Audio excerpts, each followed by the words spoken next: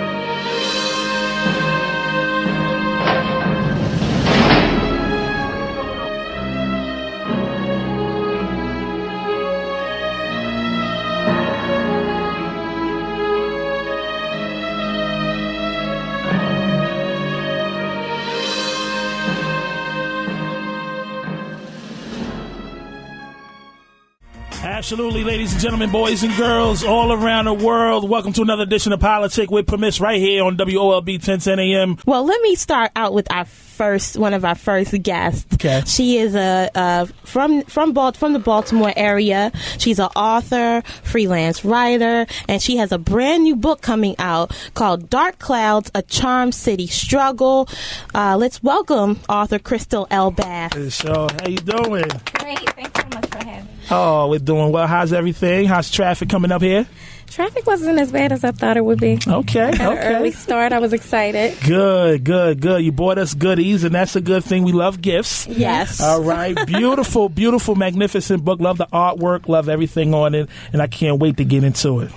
Absolutely, Sing. Well, our next guest, actually, we never knew that reality TV was ever going to come to Baltimore. But guess what, folks? It is. It's here, and it's been here for a while. So I'd like to actually introduce the cast of a brand new reality show that's about to hit the TV right here in Baltimore. And it's called The Good Fellas of Baltimore. We have the cast. We have Mr. A.J. Ali in the building. Absolutely. How you feeling? All right. Glad to be here. Oh, man. No problem. Thanks for coming. And we also have with us another cast member, and they, if I'm correct, they call you the Young Gun. Is that right? Not me. They call you the Young Gun? Well, I'm getting you mixed up with somebody else. Young Gun couldn't make it. I'm B Money on the show. Oh, B Money's in the building. B Money's in the building. Okay. Help me out with your last name, Brian Jarasinski. All right. And we also have another part of the cast and an integral part of the show, Andre Robinson. Yes, absolutely. Welcome to the show. Good to be here. Yes. Well, let's, Crystal, I'm going to swing it over to you first. Your book. Definitely, I'm looking at it. I like the artwork. As I said earlier, it really gives you a visual of what I'm about to read. Dark Clouds: A Charm City Family Struggle. Tell us a little bit about the book. The book is about a family in Baltimore. It's very loosely based on my life. And a lot of people, the main character, her name is Ruby, and a lot of people always just come up to me and say, "Hi, Ruby. I'm glad to meet Ruby." But it's not just all about what happened in my life, but growing up, all the stories that I heard in other young women. Okay. So really, Ruby's story is about a victor and not a victim. It's about different things that happen in our families as black families, but anybody's families that have secrets that people sweep under the carpet. This is about bringing those secrets to the forefront and not being abused or not being victimized and just being a victor. And Ruby's story is about someone being able to do that even as a teenager, not allowing someone to steal your innocence, dictate your destiny. It's about taking control of your life no matter how old you are. Absolutely. Do you feel a lot of people, especially from a young teen's standpoint, can relate to this? Of course. This is a story about a family. It's a family struggle in Baltimore, and anyone with a family can relate to the story. Absolutely. There's something for everybody. There's a story. It deals with different types of abuse, whether it be in sexual abuse or drug abuse. It deals with incarceration in the family. It deals with disease, just family issues that people can relate to and hopefully learn from also. Wow. So what was the process like for you to create Dark Clouds, and how was it putting that on paper and creating the story? Well, Dark Clouds was actually born from a short story that I turned in for a class project in undergrad. Mm-hmm. And my professor was so interested in these characters because they can suck you in. And you won't be able to put it down. Just wanting to know what's going to happen with this family. And so he actually wanted more. And so that was the process of what made me think, maybe I should finish the story and get it out. And so process, people ask all the time, how do you get that story down? It seems like everybody has a story, but how do you get it down on paper? And what I would suggest to anybody is to start out with an outline. Mm-hmm. So actually, Dark Clouds is something that was, it was under my bed for 10 years. This story takes place in the 80s. And so it was under my bed, and I dusted it off and had a few people read it, and they encouraged me to publish it, and so that's why we're here. Good. A graduate of Morgan State University? Yes, go Bears. All right. During college, everybody has, different lanes that they want to go down. I want to be a doctor, but then I want to be an animal rights activist. Those are just like way out. What did you do to stay focused to, put out your books and everything while you were in school? Well, I didn't do that while I was in school. I've been out of school for a good long time. So when I was in school, I wanted to be an actor. Okay. And I did it. I pursued it. This is intertwined somewhat. This is intertwined because this is going to the stage, and after the stage, it's going to the screen. So it's intertwined. That's what I do. I read that you were out in California for some time. What type of projects and acting did you do there? Well, believe it or not, I was a stunt woman. Get out of here! Yes, and so that's I got to LA from in undergrad. I was doing a extra credit assignment to go and audition to be Regina King's stunt double / body double for Enemy of the State. Ooh. Which they filmed here. And so I went out and did that and was hired to be her stunt woman. Mm-hmm. And that's what got me to LA. And once I got there, I got into so many other things like wardrobe and, production and all that kind of stuff. So, once I returned to Baltimore, I knew that I would finish my writing and do the same thing. I mean, it's within my reach, I think. It's nothing, that I can't do with just Dark Clouds is just a platform for the other things that I want to do. Beautiful. Awesome. I like that. I'm going to switch it over now to the Good Fellas of Baltimore, the reality show. To my knowledge, this is the first coming to the city. Tell me, how was the idea birthed, created? How did you guys get the ball rolling with this monster of a movement? Well, this is AJ. I was kind of called to this. It woke me up. I was, a lot of times I'm sitting around thinking about things that we can do in television and film, but this time I was literally sleeping, and this thing woke me up, and I sat straight up in bed. And if I had hair, it would have turned white and stood straight up on its end, but I don't. So this whole thing is a calling to me, help the people of Baltimore, transform families, transform the city one family at a time. Okay.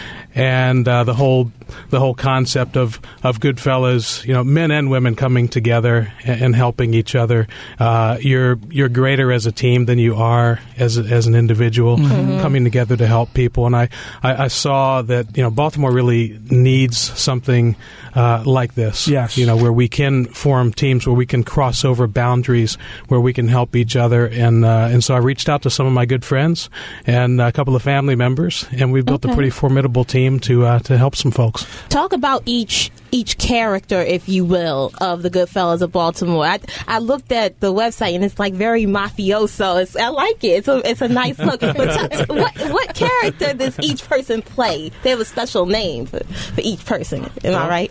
Well, we do, and we're having a little fun with it. I'll start out with Steve DeCastro. Steve Okay. owns the Ruth Chris restaurants in town, and he is the godfather. Nice. And so Steve is the guy that we go to when we have a hard time getting something through, or we really need to have him make a phone call to get something done. He makes them an the offer man. they can't refuse. Yeah, huh? So he's like Uncle Paulie. Gotcha. Okay. Okay. And when you get a phone call from Steve, you want to do the right thing. You want to move expeditiously. Yes. Good. And to my right is B Money. All right.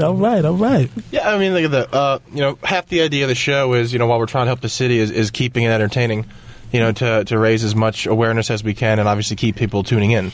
Mm-hmm. So my name on the show is B Money. I own a wealth management company in the city, so that's kind of where that spurned from. And we all have different colored ties that kind of correlate to our different genres, if you will.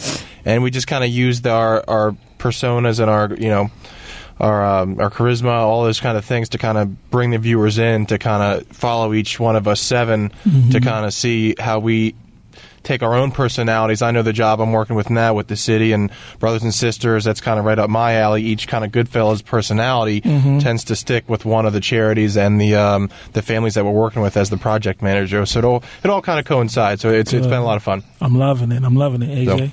So. This is Andre, and my job is I can tell you how I came to this. This is the reason why people invented caller ID. You're supposed to look and see when people call you and go, "Don't take that call." Don't take that call. Because I was in sunny Southern California, and AJ and I are cousins. And he called me and told me about this idea, and I was like, "Okay, brother, good luck. Let me know how that goes." You know what I mean? But then he came out to L.A. and dragged me around with him. We did a couple of pitches, and I got the fuller scope of what he was talking about doing.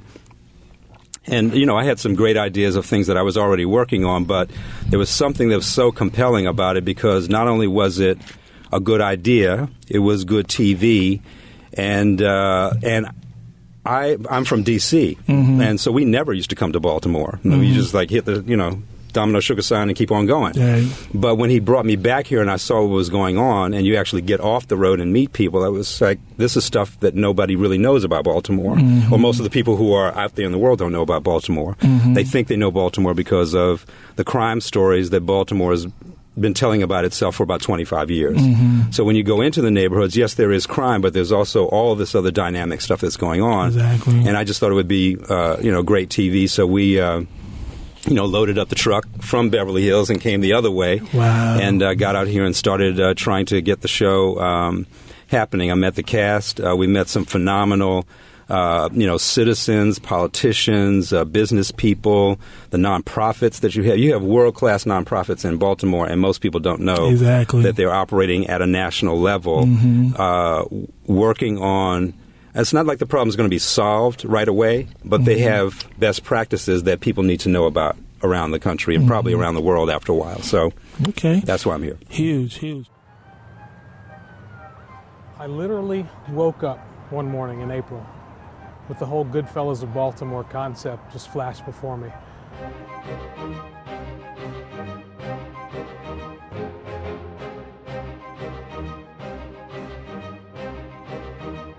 It woke me up.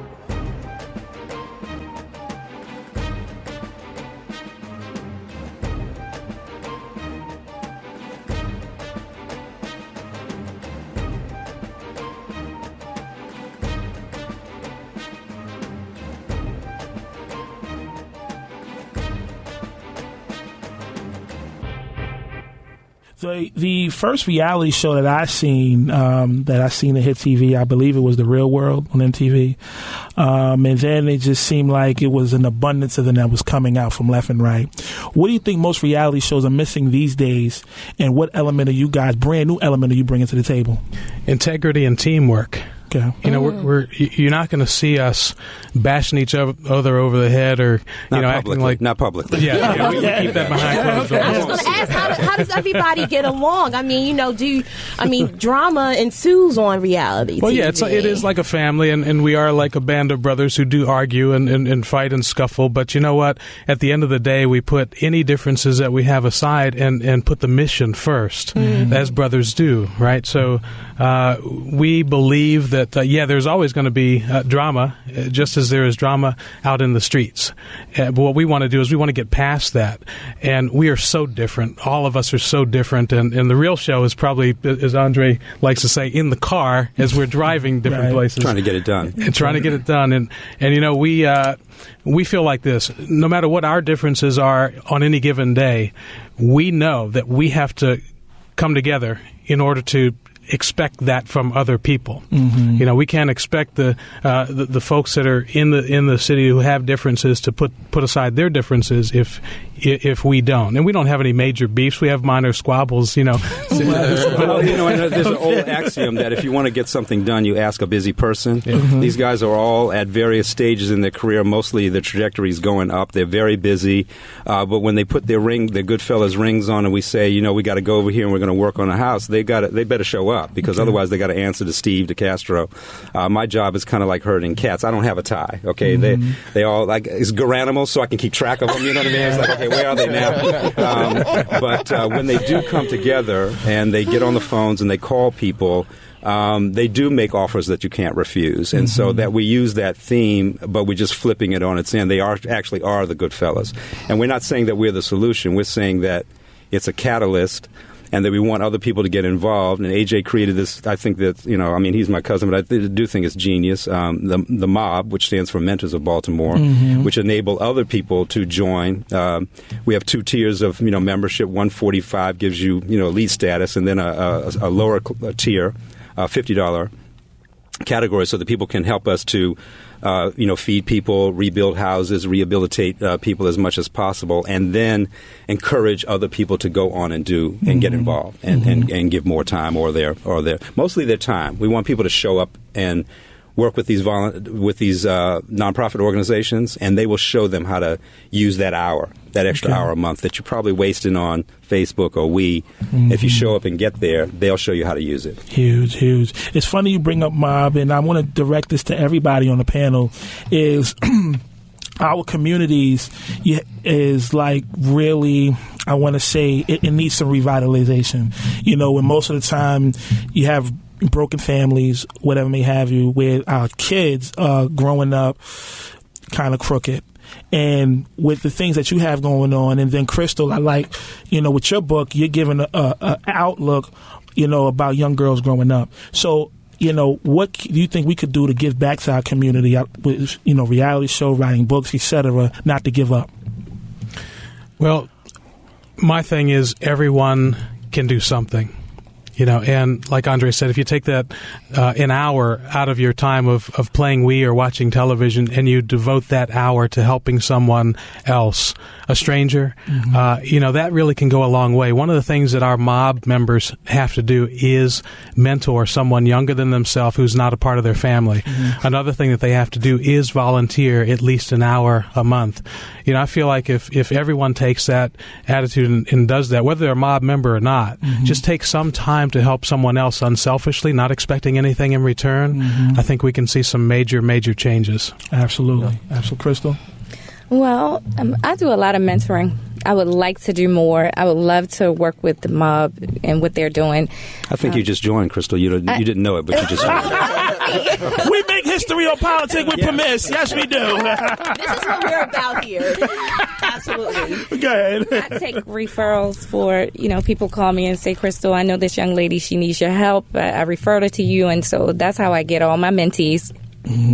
But I want to do things on a larger scale. I go out and talk to the young ladies about Ruby in the book. Although she was sassy and had a little smart mouth, she was not promiscuous. She didn't use drugs, and so that's the platform that I use. She had a little bit of a potty mouth, but it didn't hurt anybody. Potty mouth. So, I do a lot of mentoring, and I would love to do more. I have 2 nicknames. One is Big Addy. and the other one is Michael Jackson. I have Begetty Money. Okay, I want to Money. And their nicknames, but I have mine. You know, they call me Begetty because I'm very giving, and I will give all that I have to make a difference. Mm-hmm. And they call me Michael Jackson because I'm a busy woman and I don't rest.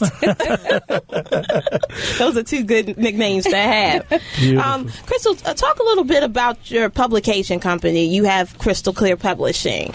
Talk a little bit about that. Well, I started Crystal Clear Publications because, like I said, I was in LA for 5 years, and I did a lot of, work on big budget films, and I see where I can do it. And I really didn't want to put out anything where I didn't have any control over it, and people told me a lot of what to do and what to change. And I just feel like, I love Tyler Perry, and, he's someone to look up to. But when I watch Medea and I watch all these things, I can't see in my mind why I can't do it. Right. So I started my own publishing company just so that I can use myself and my platform to do some other things, and without people telling me what to do with it. I think I have a great vision. I'm very, very creative, and so I would like to, use the book as a spinoff to a lot of other things. Another one of the things that I'm putting together now is a workshop. And so the same way Susie Orman has this workshop on finances, a part of my mentoring is letting girls know about finances. I have several rental properties that I only rent out to single parents, they're young girls. And so I mentor them all the time about, I purchased my first home at 19. So I try to get them there with their credit, and just trying to, not be somebody's tenant all the time and not having to rent. So, I'm putting together a workshop, to start young. We need to start teaching girls how to, and boys also, how to save money, and, the difference between separating needs and wants and all those types of things. So a lot of things going on. All right.